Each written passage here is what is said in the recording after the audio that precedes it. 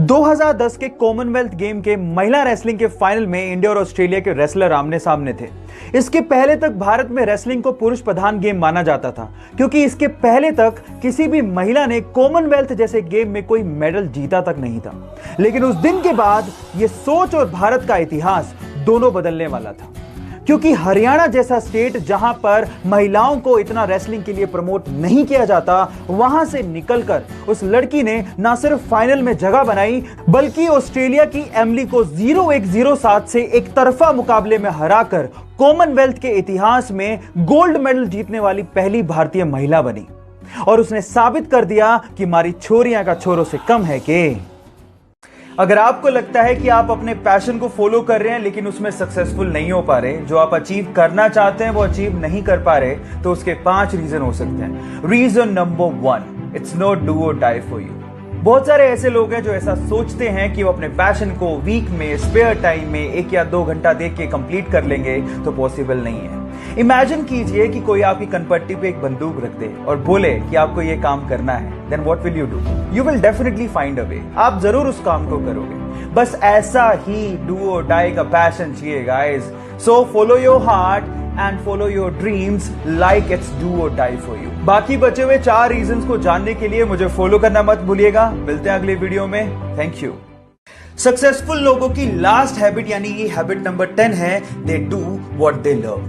Guys, अगर आप पूरे दिन वो काम करते हैं जो आपको पसंद ही नहीं है, तो आप कभी सक्सेसफुल नहीं हो सकते। इस दुनिया में बहुत सारे ऐसे लोग हैं जो अपने पैशन को फॉलो ही नहीं करते। वो सिर्फ पैसों के लिए वो काम कर रहे होते हैं जो वो करना ही नहीं चाहते। So guys, follow your heart, find out your passion and convert your passion into profession. So ये थी 10 पावरफुल हैबिट्स, और अगर आपने एक भी हैबिट मिस की है तो प्रोफाइल में जाके जरूर चेक करिएगा। मिलते हैं अगले वीडियो में। Till then stay connected, stay motivated. बचपन से ही फुटबॉल को लेके बहुत ज्यादा पैशनेट था। उसका सपना था कि वो प्रोफेशनल फुटबॉल प्लेयर बने। लेकिन वो कहते हैं ना कि किस्मत कोई भी बड़ी चीज इतनी आसानी से नहीं देती। कुछ ऐसा ही हुआ। अचानक से उसे पता लगा कि उसे ग्रोथ हार्मोन डेफिशिएंसी है। मतलब कि उसकी फिजिकल ग्रोथ नहीं हो सकती, वो बोना ही रह जाएगा अगर उसने $900 पर मंथ का थेरेपी नहीं करवाया तो।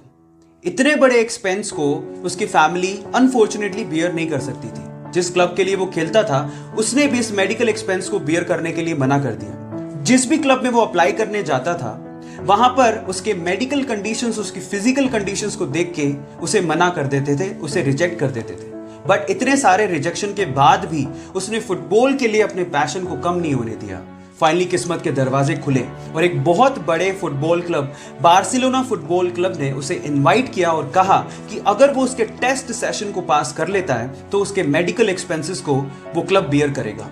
जब पहली बार वो टेस्ट सेशन के लिए ग्राउंड पे उतरा तो बहुत सारे फुटबॉल प्लेयर उसके बोने कद को देख के हैरान रह गए।